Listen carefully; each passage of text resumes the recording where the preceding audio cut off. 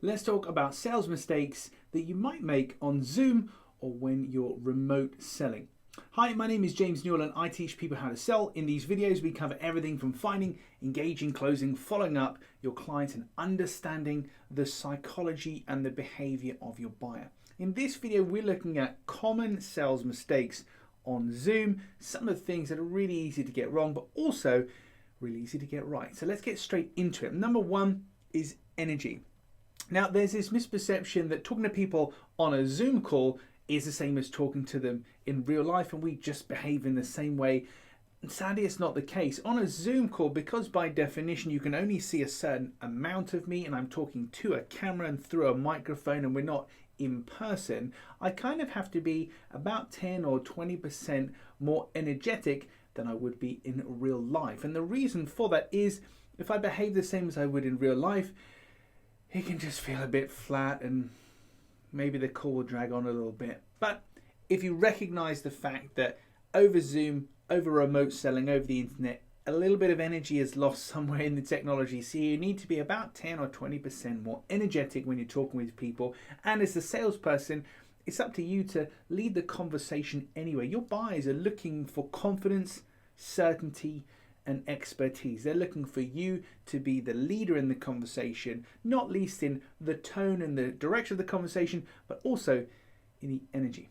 Number two is eye contact. I'm filming this video talking to the lens on my camera. Most people look at the screen, they look at the reflection, so to speak, of themselves, or they look at the actual person that they're talking to.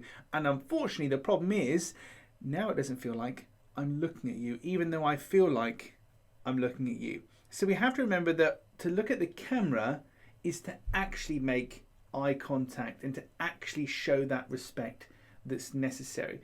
Can be a little bit unnatural because I'm talking to the camera and I can see the rest of this recording or the rest of the Zoom call in my peripheral vision, but I have to remember that for me to give you the respect of eye contact and attention, I've actually got to look at the lens because that's my signal to you that you're getting eye contact, because it feels like I'm looking at you, whereas this is where I feel I'm looking at you. Two very different things. Number three, now I cover this in my video about selling over Zoom, but technical settings, we've all heard this kind of stuff before, but you need to have a great quality microphone, great quality video, an uncluttered background, or you've at least got to think about what's going on in the background, and you've got to have a light that's facing you. It doesn't have to be a ring light like I've got here. You can sit in front of a window or a lamp or whatever, but the light has got to face you. So think about the call that you're about to have and maybe start the call early, record it, play it back and see how you sound like, what you look like, what's in your background. You can get your client's eye view of what's going on, but ultimately we need to master these technical things. We're now in the age where we've kind of got to become broadcasters to a degree. So we need the right equipment for the job. Lighting, camera, microphone. Okay, number four is a lack of interaction. So on a Zoom call, it can be very easy to make it a one-sided conversation where I just keep talk.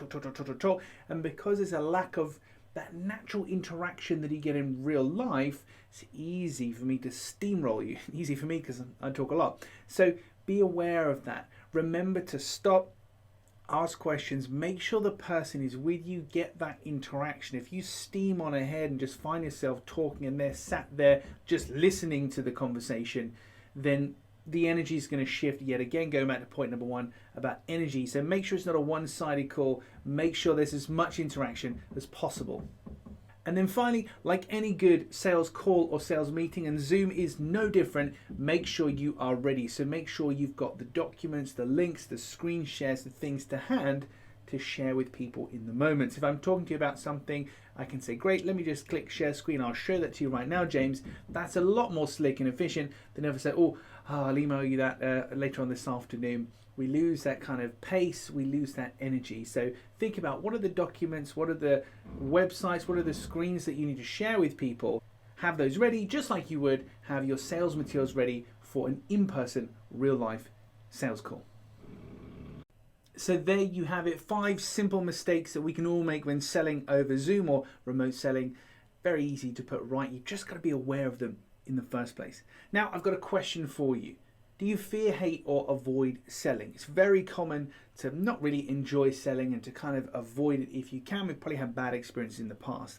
If you're the kind of person to say, oh, I'm not a salesperson, oh, I don't know how to sell, I don't like selling, then this is for you. I've created a concise digital book called Scared to Sell. Scared to Sell is designed to educate you so you can understand exactly why you feel the way you do about selling, and more importantly, what to actually do about it. There's actionable things that you can do to move forward today for pretty much zero cost to overcome the understanding, the behavioral issues and the psychology behind your approach to selling.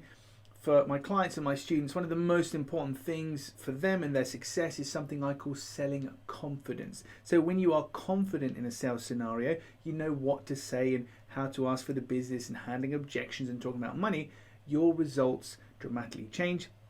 And also, potentially more importantly, how you feel changes. So if you feel more confident and comfortable when you're selling, it's better for everyone. So if you fear, hate, or avoid selling, go to scaredtosell.com. That book is designed exactly for you. Well, that's it for another video. I'd love to hear in the comments below if you've got any mistakes that you've made on Zoom or that you've seen made on Zoom. Please share those in the comments, and I'll see you in the next video.